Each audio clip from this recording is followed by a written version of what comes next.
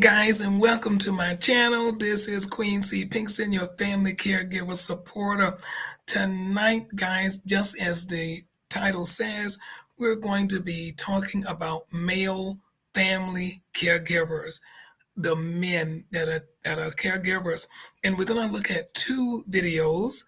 One, I hope everything goes well, is with an African American side of family caregivers, men, and the other is non-African American. And we're going to see that things kind of parallel across the board. However, we know that as African American men, these sometimes encounter challenges that maybe other cultural groups do not.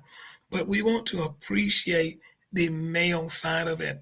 I know a few men that are caregivers, and I would love to just give a shout out to them and say thank you for what you are doing and how God is using you. But before I do that, I want to say thank you to Simone, my spiritual daughter, who gave me a new scrub set. Oh my God, she brought it over and it fit just fine. And I wore it to work today, and I'm just so excited about it. Thank you so much for the love and care that you do. So, these men caregivers, I want to give a shout out to Peter. I might not have all the last names here, but to Peter, who is a caregiver along his caregivers, his wife. Um, I have, yes, Pastor Clarence Brown, uh, Sr., and he is a caregiver as well of his wife. And there are times that Bishop David J. Singleton, my pastor senior, is a caregiver. Um, there is, yes, Minister Otis Eddington, who is a caregiver. God bless him. He was an awesome caregiver to his mom and I believe to his mother-in-law, if I can remember. There is Art Smith, someone that I know. I want to give a shout out to you, a dynamic male caregiver. Probably going to miss some down my list. I have Jonathan Stokes. Jonathan, big shout out to you. You're a caregiver to your mom. God bless you and all that you do. David Anderson Jr., God bless you, male caregiver. I'm looking at Reverend Roosevelt Dixon, God bless you, male caregiver. Michael Spezio. There's Thomas Coletta, caregiver of his parents. Eddie David. Let's see, Daryl Cox. There's Elder Hubert Brock, who was a caregiver of his late wife. Let's see who we have. Amos Evans. Yes, God bless you. He's a dynamic caregiver of his loving mom. Tashawn Lovett. A shout out to you, caregiver of your beautiful wife. James Frazen. Okay, James Frazen. I believe you were caring for your wife, if I can remember.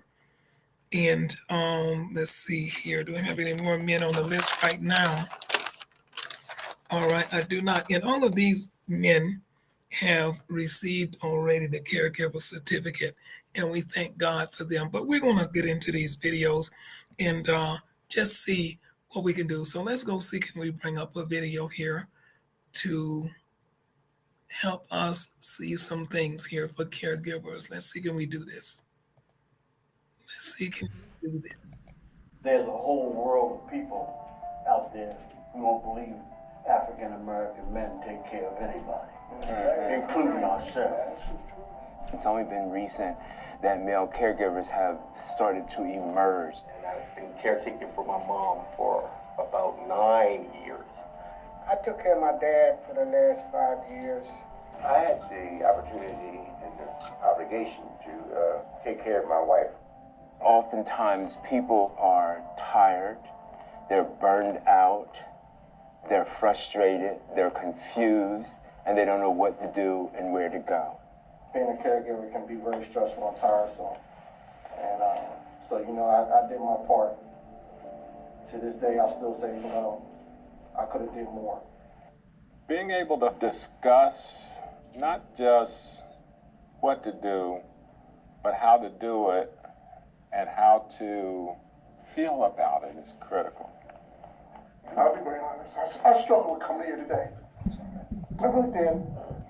Because I'm the kind of person that, I think I can solve any problem. This was a problem that there was no easy solution. Caregivers need to be as healthy as they can, emotionally, physically, spiritually. And to do that, they're going to have to ask for some help. Going to get help is a sign of strength, because you're admitting at that particular point that you can't do it all. It becomes like a brotherhood, like you're not in this alone, that pain is pain, and collectively we get through this, and I think that is a precious piece of the support group. I would tell any man who had a commitment to doing this that you could do it. Yeah. Mostly what you got to have some patience. God is there, and you always have to remember the power of prayer, because it's only through the prayer that gets you through some of this stuff that you're dealing with.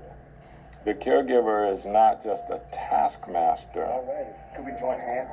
But the caregiver is also someone who is sensitive to what gives life meaning from day to day, purpose for the person for whom he's providing care.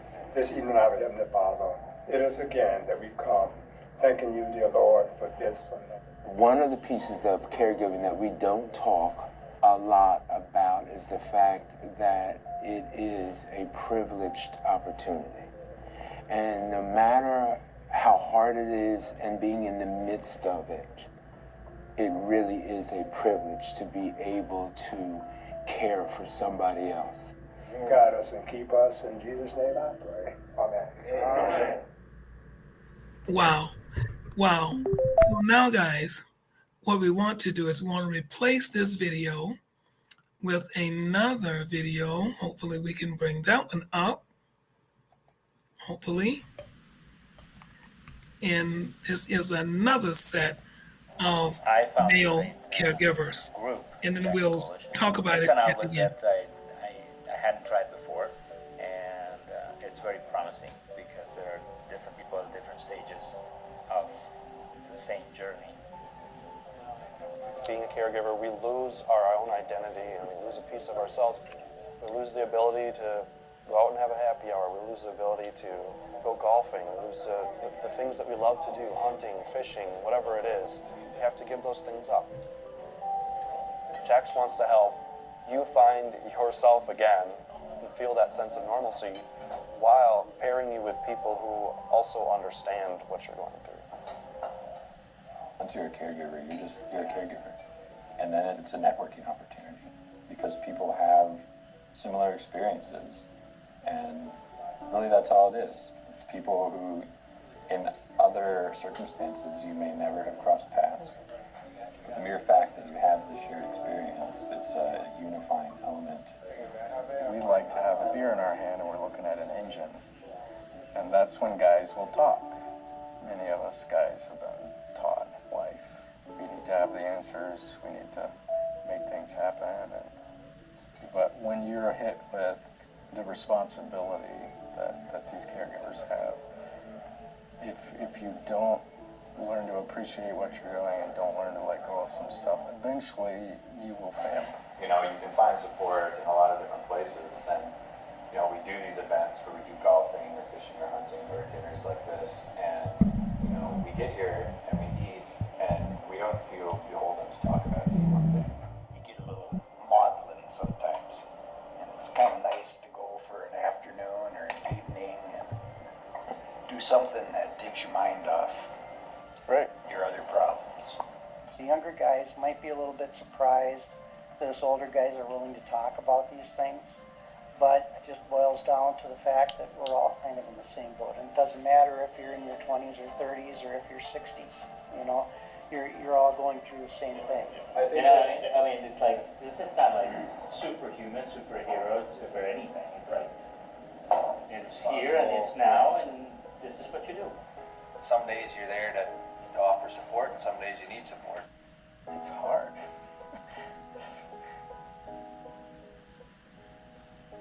Watching somebody suffer messes with your head. And as men, we're just so good at just shutting all that down, just hiding it. So I think just helping them let go of some stuff.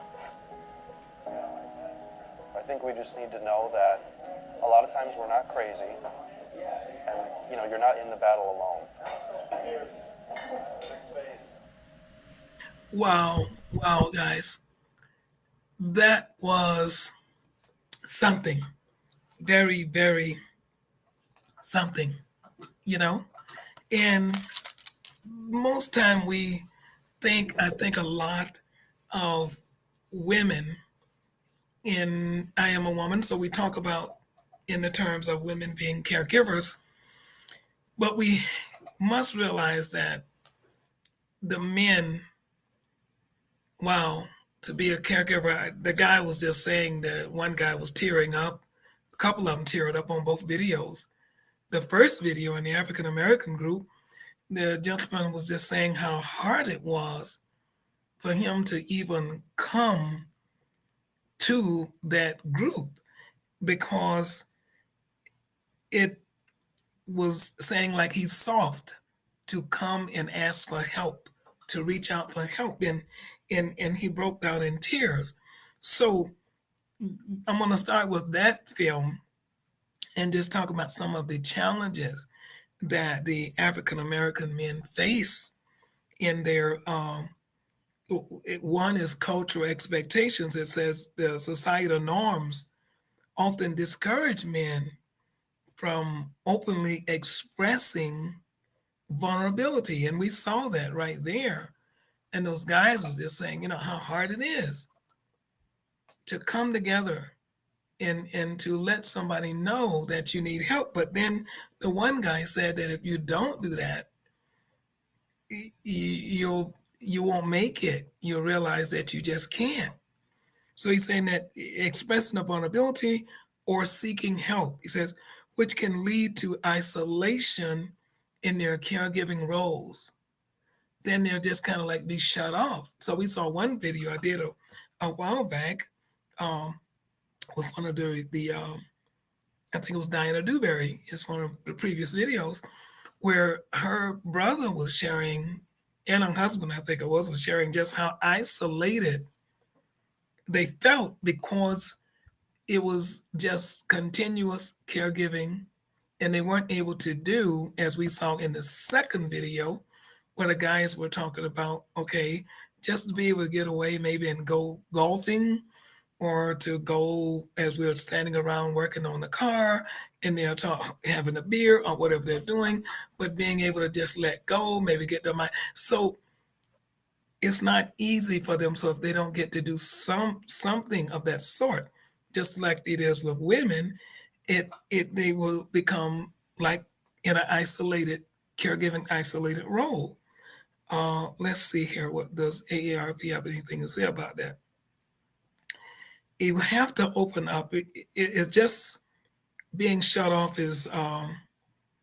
I know it's supposed to be a sign of strength, I guess. To believe I'm not a man, so but my husband used to share. You just don't show vulnerability. You don't want to show weakness.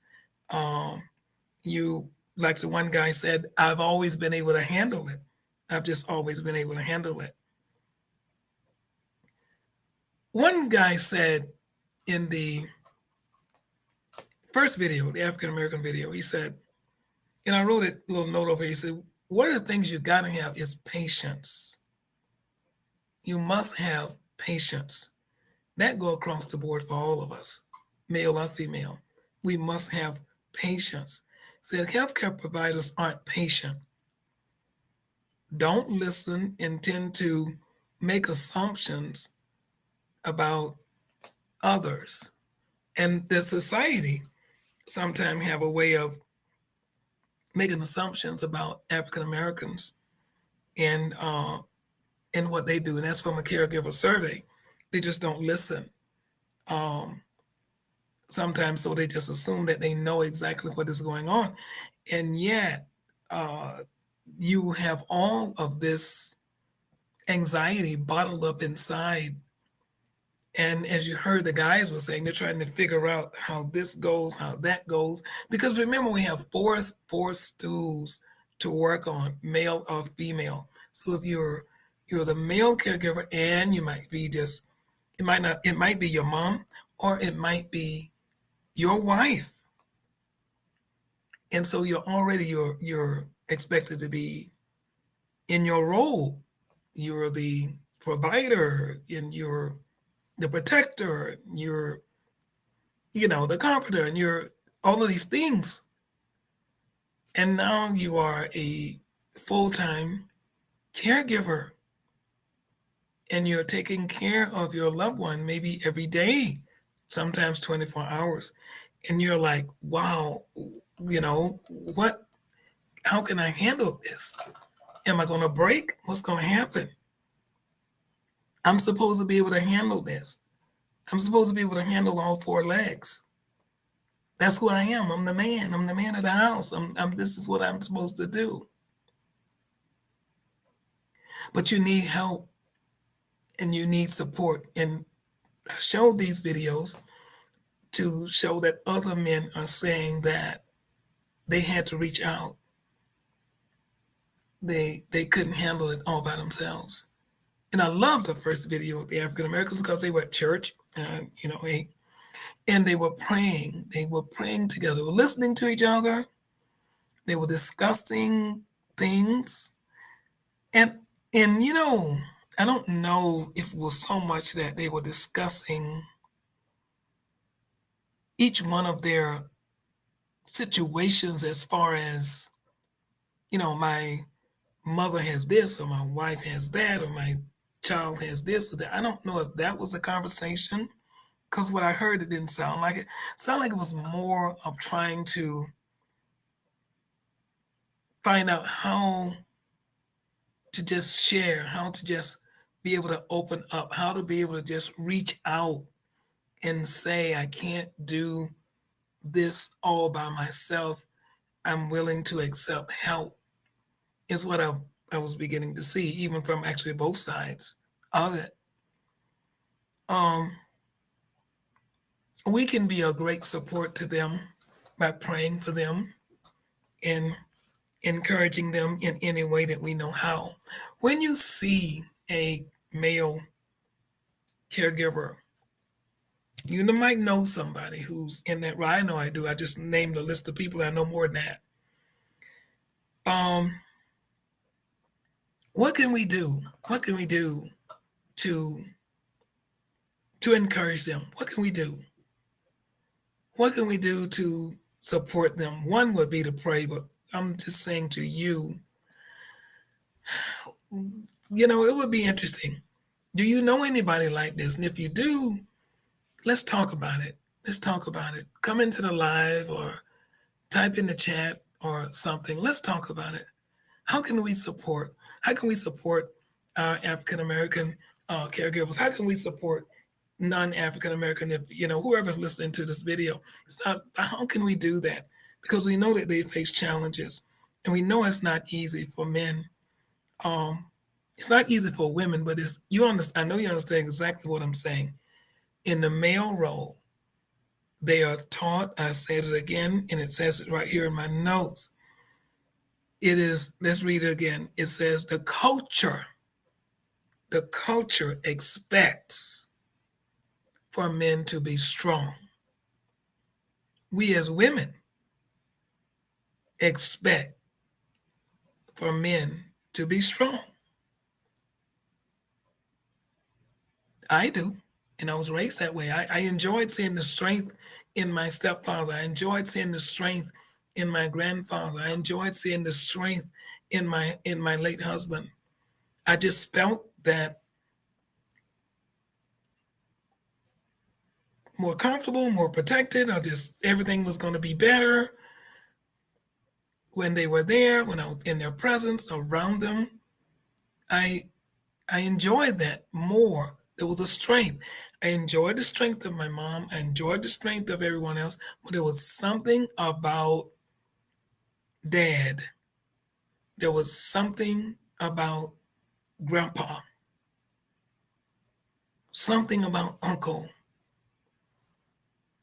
There was even something about my brothers, my older brothers, and in being there and their strength and all they're doing. But my brother is here now. My brother is here. That there's something about the strength. And that's what God put in them. And he made them that way so that they could complement us because we are more emotional and we were made to be that way. And I know. A lot of women fight it, with all their might. I understand. Not that we to always be a ball of tears and just bubble, bubble, bubble cry, but God made us that way. We have different intuitions. We are more tenderer about things. Men come together to make us complete, and they're the more stronger side of things. However, though, when it comes to what we're talking about today, even though they are that tower of strength, now they're in a role that none of us plan to be in. I hope you don't, that's not something you focus on. I'm going to grow up and be caregiving my mom. You know what I mean? She's going to be sick. I grew up knowing that I was going to caregive my mom, but I never planned for her to be sick. So that wasn't part of it. So what I'm saying is this, for the men, it says men, the society that we live in, it discourage men from being openly expressing vulnerability or seeking help. They're looked down upon if they do that.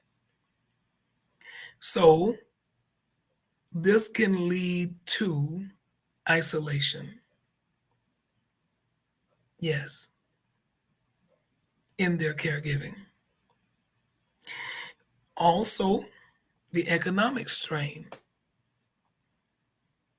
Many male caregivers balance caregiving with full-time jobs, same as women, and often without access to paid leave or flexible work arrangements. So they might not be able to do, as you heard me say that I was able to do by working at home. I'm vulnerable, so now if they need me, you pick up the phone, you call, zoop, and there I am, right?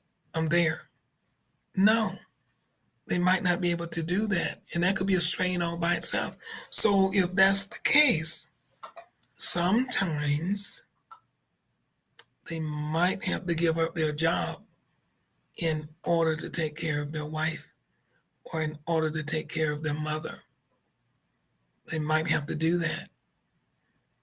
And that can be an economic strain because now you're going to be liking an income. So maybe where there were two incomes, or three or four, or whatever, one maybe major income now is gone. That can be an economic strain. Definitely so. Guys, if you know anything about this, leave a comment, please. Let's talk about it.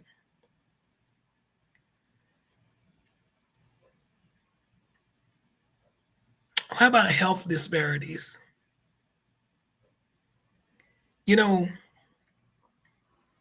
African American men, but men, period, can be challenged with their own health. Now, I know a situation where there's a male caregiver and he has some challenges, but yet he must set aside or put his challenges on the back burner because his spouse needs more care. Okay, so you said, what are you saying? So if he's suffering from maybe have high blood pressure or diabetes or diabetic, or some other condition, but in her condition could be more prevalent, needs more care. So, choice between the two, he's going to have to say, okay, I need this, but I got to care for her because she needs it. She needs this even more so. And this happens a lot in the African American community as well. African American men face higher rates of chronic illnesses, which can make caregiving physically and emotionally demanding. Not only is it physically demanding because you're sick yourself and you got to take care of you maybe can't afford to have someone come in and you don't want to per se have someone to come in to do the majority of it. Okay? This is your loved one. You want to be there and you want to you honor your wedding vows, you honor your commitment. I know I did. So you honor that. And you want to do your best. You know, I was at work one day. I think I shared this in one video. I saw a couple. The wife now is in rehab. She's in a facility. But before she got into the facility, I would see her husband bring her from home. He had a challenge. He walks with a walker and she's in a wheelchair and he still can drive, would drive her to her dialysis treatment. Now I'm looking at this couple and they're elderly seniors. I'm looking at this couple and I'm going, my God. So now he has to get up and get her dressed and situated and get in the wheelchair and get her into the car. And then he, in turn, he's walking with a walker. He has to get that in the car, and then he has to get in the car. And then he drives her to her dialysis treatment.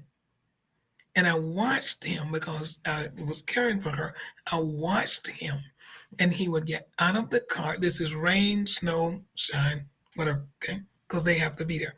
I watched him get out of the car with his walker and come into the unit and trade the walker for a wheelchair, get the wheelchair and go back to the car, get his wife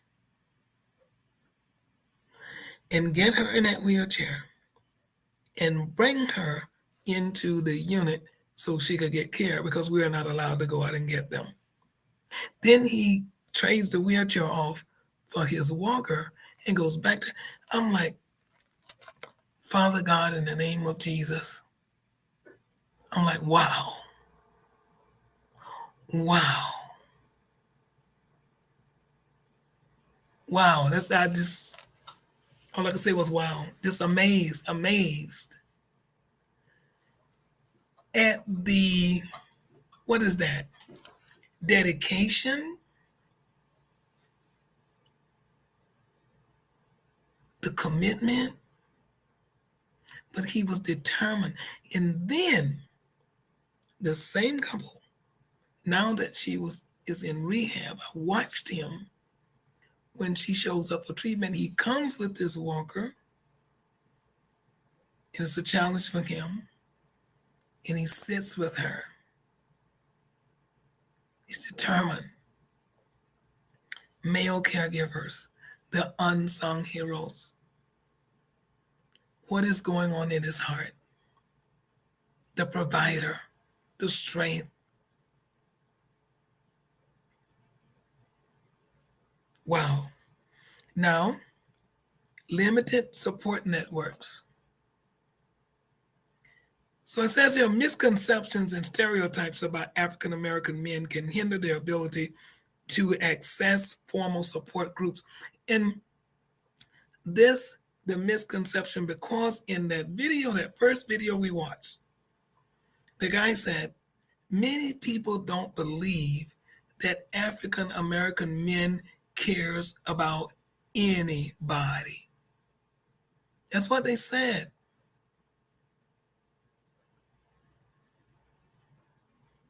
Misconceptions.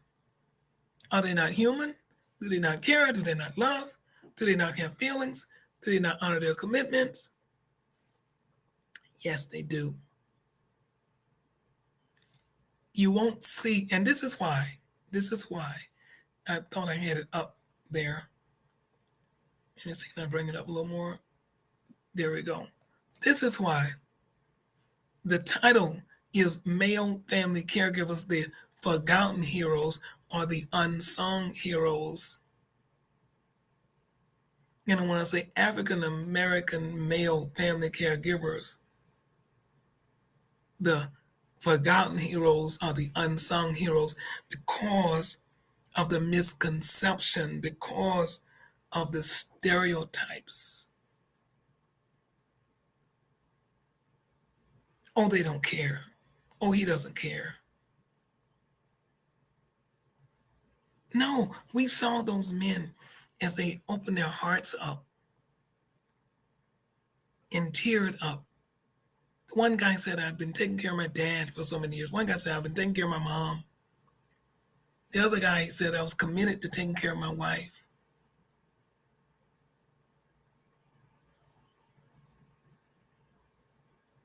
But if we allow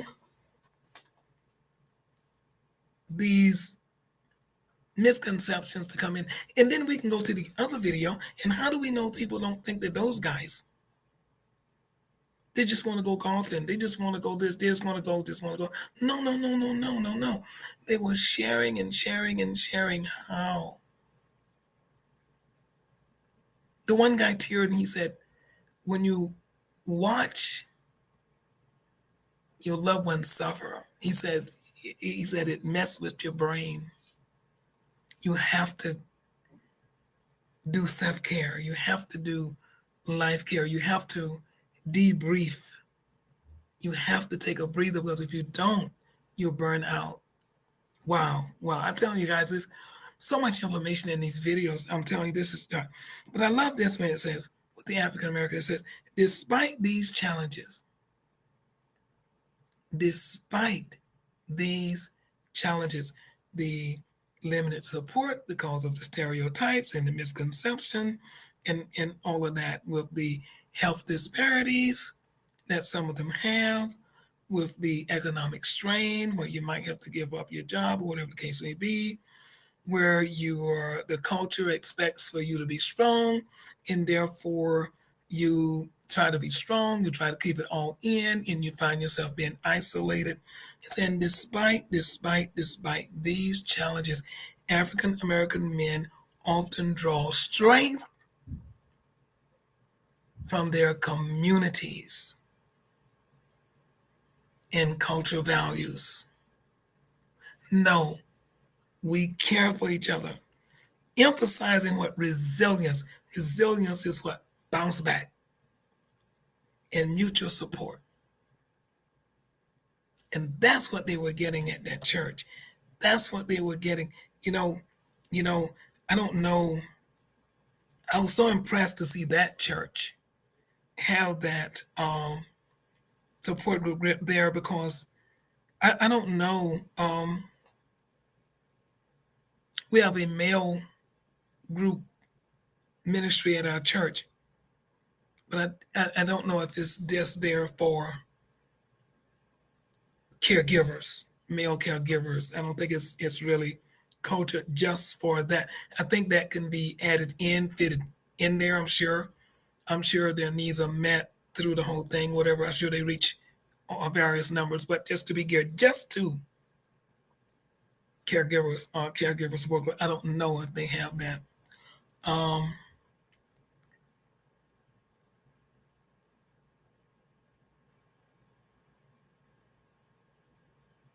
you know, I want to read. I want to read something here. I'm going to put this in this network, in the websites, the link. I'm going to put these into the description so you can find these and pull these up and maybe look for a support group that's near you, or maybe you have a brother or a friend or a uncle, or just know of a man somewhere that is a caregiver and that could use some support, you can maybe give them a couple of these links and they can maybe not physically go if it's not near them, but they can at least come on online support. Online support. Um, I want to read now this thing here before I go. This is from AARP, and then I have something else that we'll close with in a minute. It says, "It takes a village." I know you've heard that. I know you've heard that Kwanzaa, all the African, ways in African culture. It takes a village. Says many caregivers are hard pressed to keep together even a small team of immediate family members who are agreeable to contributing. Because not, you know, sometimes we can assume just because it's a big family and there are many members, not all are contributing in there. Sometimes it just doesn't happen. It says when those few later disappear, so you have a small team that of immediate family members who are agreeable to contributing. They're going to help. However, they're going to help. I'll drive I'll drive her to the treatment, or I'll come and relieve you for 2 hours, or I'll prepare the meals and bring them over, or I'll stop in once a week and clean, or something, whatever. Okay, small team of immediate family members who agree to do this. It says when those few disappear, when they say, okay, got something else to do, I'm moving away, my husband doesn't want me to do it anymore, I don't know what it is, right?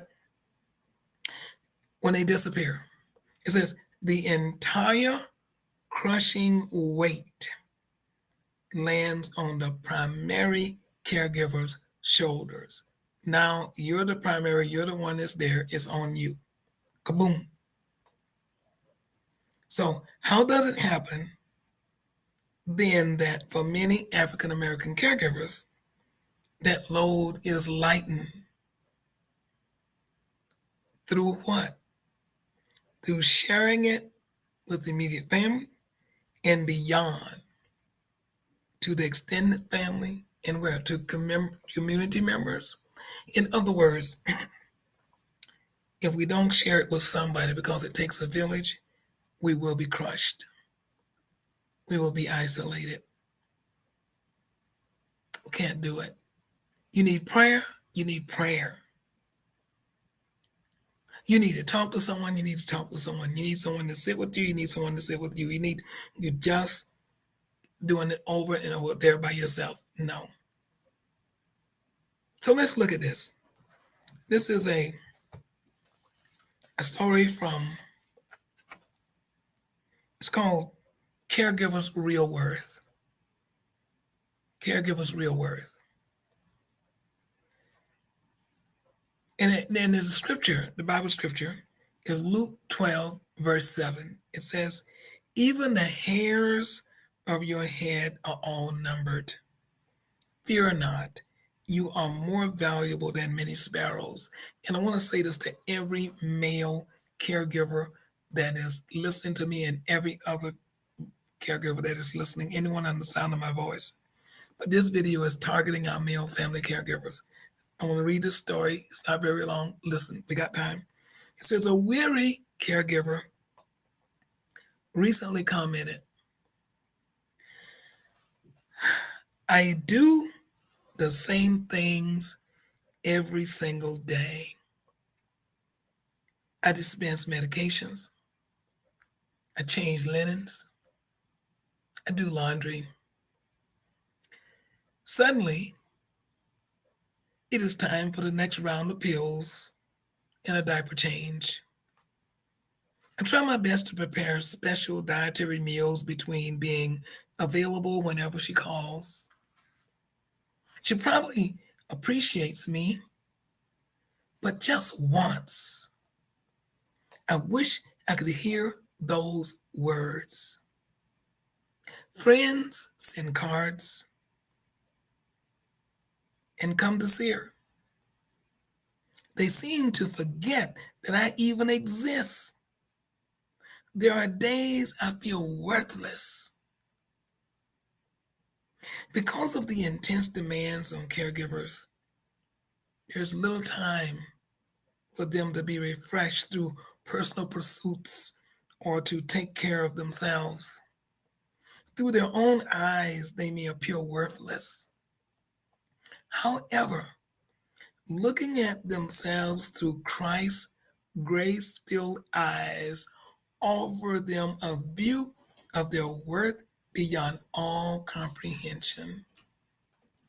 Caregiver, talking to every man caregiver that I listed on there, and every man on the sound of my voice, and every caregiver that's listening. Caregiver, if you're a caregiver, I'm talking to you. Your Creator knows the number of hairs left in your comb today and the number left on your head. An average heart pumps between 1,500 to 2,000 gallons of blood daily. Wow, did you know that? But God knows exactly how much blood your heart pumped today, and even the amount of blood you lose from a tiny scratch. You scratch yourself, how much, ooh, I'm bleeding. How much blood did we lose?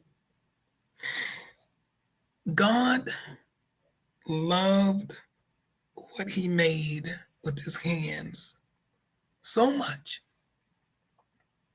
that he took a human flesh in a womb so he could suffer and die to redeem us. Jesus did not die for a sparrow. He died for you and me. Never doubt your worth. Never doubt your worth. Never doubt your worth. Where's my group? Where's my guys? Where's my guys? Where's my guys? Mr. Eddie Davis, never doubt your worth. Oh my God, where's my names? Peter, as you take care of Laurie, never doubt your worth. Pastor Clarence Brown Sr., never doubt your worth. Bishop David J. Singer, I know you'll never doubt your worth. Otis Eddington, never doubt your worth. Art Smith, never doubt your worth. Jonathan Stokes, never doubt your worth. David Anderson Jr., never doubt your worth. Reverend Roosevelt Dixon, never doubt your worth. Michael Spezio, never doubt your worth. Thomas Coletta, never doubt your worth. Eddie David, never doubt your worth. Reggie Cox, Pastor Reggie Cox, never doubt your worth. Apostle Reggie Cox. Darrell Cox, never doubt your worth. Elder Hubert Brock, I know you will never doubt your worth. Amos Evans, never doubt your worth. Tashawn, never doubt your worth. James Frazen, never doubt your worth. In any caregiver that I didn't call your name because I don't know your name, I can't remember your name, or maybe I didn't have your name on my list, never doubt your worth.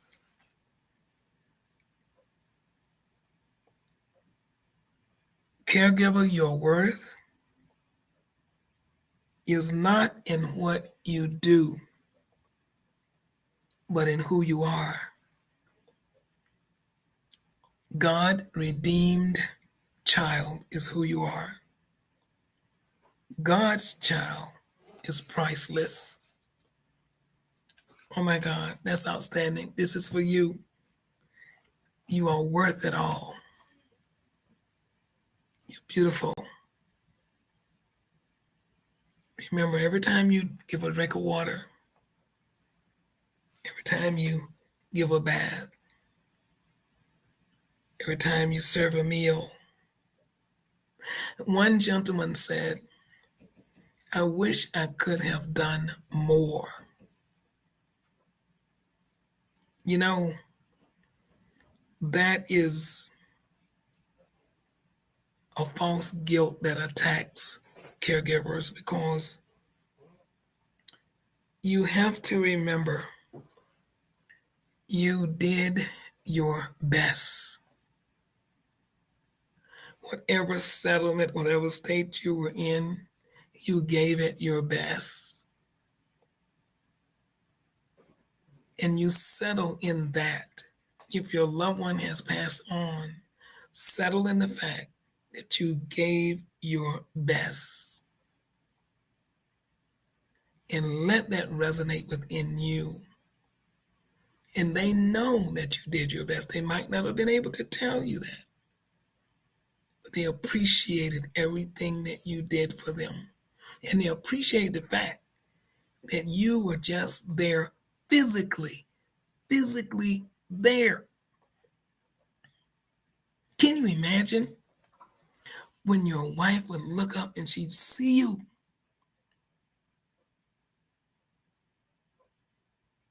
How it made her feel. The love of her life. As one wife said to me, she called me and she was caring for her husband and she said, oh my God, he was my shining armor. He would hold me in his arms. We would dance. We would do this. We would do that. Can you imagine you're caring for your wife and you might not can hold her now and dance with her now? You might have to just pick her up, even take her to the bathroom, pick her up to go, or maybe you can't do that. You whatever the case may be, but she sees you and she knows that she is safe. Oh my God. She knows that she is safe. Listen, son. Jonathan is a son. And there's a couple other gentlemen on here that are sons. Listen. You're a parent. The ones of you taking care of your mom, they feel safe. They feel strong. They feel encouraged. They know that my son has me. He got me. And you are there. And you are there. I remember seeing you there as you were cleaning or you were cooking or you were doing something or whatever you were doing, but you were doing it because you know you she said, he got me. That's my son and he has me. He's taking care of me. I watched Jonathan. Jonathan, I watch you as you would take your mom and put your arm around her just like she was your girlfriend, and you would walk her to the car to make sure that she got there safely because it was dark. And you wanted to make sure that she could see and she didn't stumble. But she felt so safe. She said, oh, my son got me. You are that strength. God placed that inside of you. You are that protector. You are that provider. Know that. And know that they appreciate every single thing you do. And when they're gone, you rest in the comfort in knowing you did your best. And you did it with love. They know when you prepare that meal that you're doing it with love. First of all, they taught you how to cook probably. So you know how to do it. You know, he knows how to prepare it. He knows how I like it. That's my son. Or that's my husband. And even if they can't talk, because I know some are dealing with Alzheimer's and I know some are dealing with dementia. But inside, remember the history is still there. We just did a video on dementia and Alzheimer's. Remember, the history is still there. The immediate, they might not remember, but the history is still there. So they know. They know. And they appreciate it. I just want you to definitely know that today as you watched the video and you saw your fellow men, fellow caregivers, and as they was opening up and sharing their heart and tearing up, it's okay. Don't allow negative stereotypes. Don't allow what society, the expectation and whatever that they're saying, don't allow that to discourage you from doing what you need to get the best care for your loved one. You know what I loved about David Anderson Jr. when I was over this place, and I'm glad the weather is warming up, because he said, whenever you want, you can come and get my mom. You can take her out. He's saying, it's okay. I'm giving you permission. She can use the outing, and it's okay. He's saying, I can use the help. It's okay. And she and I got a date coming up. Because he wasn't allowing societal pressure, negative stereotypes, the perception of what people say about men and how dare he, would say that he could receive respite help or care. How dare he, right? Yeah, I mean, he's a big, strong guy. What's up with him? No, he's a human being. And he doesn't need to keep everything bottled up inside. He needs to be able to express in the care so that he doesn't feel isolated and shut in.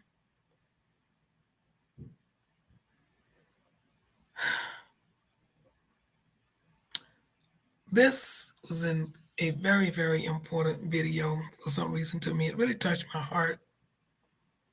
And the Lord touched my heart to share this because men go through a lot. And we sometimes don't really see it and can't fully understand it a lot of times. I think because even with us, we have to watch it that we don't get caught up into that societal expectation and those stereotypes that they don't feel, and because they don't cry in tear or whatever, that we will put those pressures on them. Let us not get caught up into that.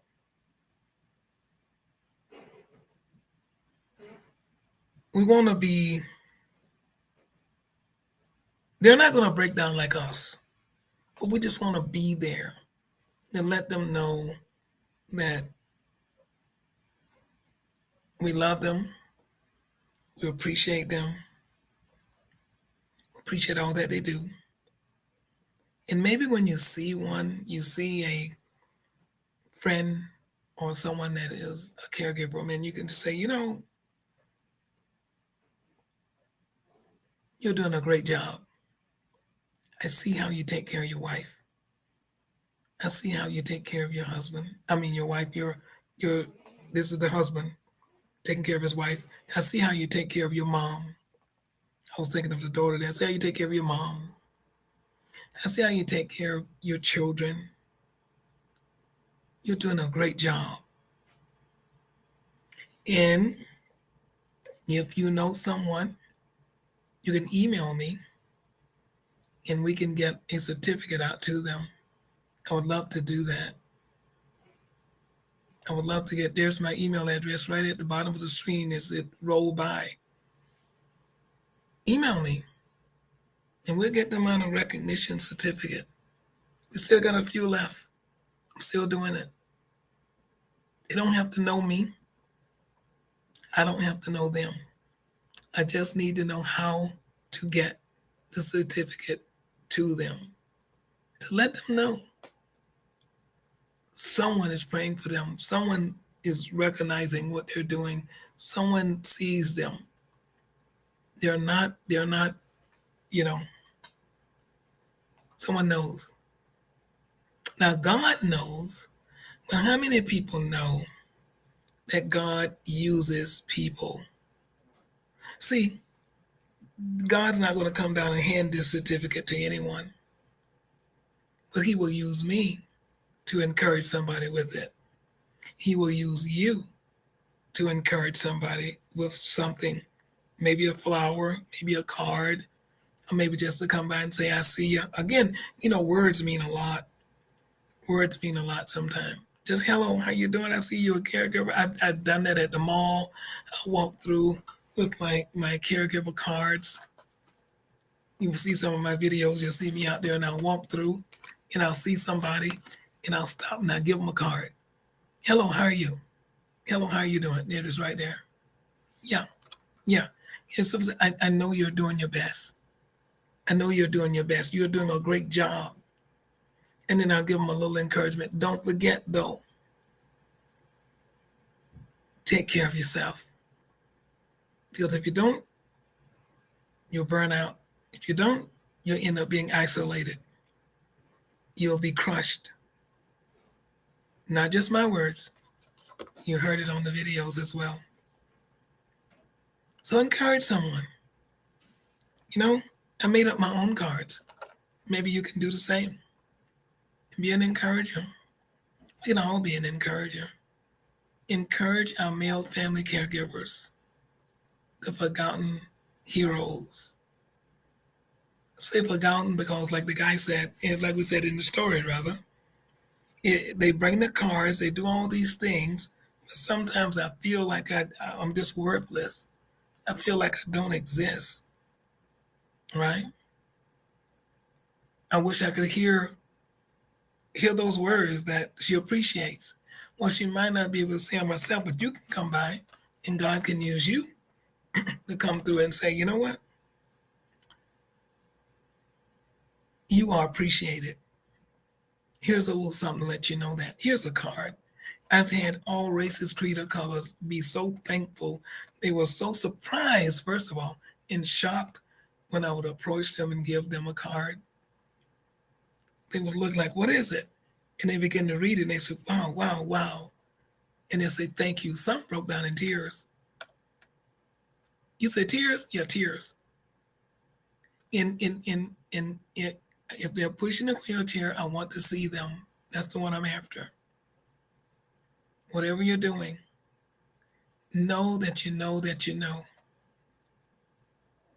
You're doing a great job. Don't measure yourself by anybody else. Don't measure yourself by anybody else.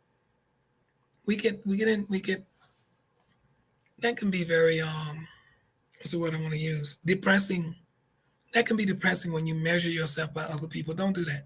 Don't do that. Don't measure yourself. Just know that you are doing your best. Know that you are doing a great job. However you're doing with all the caregiving you're giving, to wife, to mother, to brother, you're doing a great job. Listen, guys, this is Queen C. Pinkston, your caregiver supporter. I want to see you right here in our next video.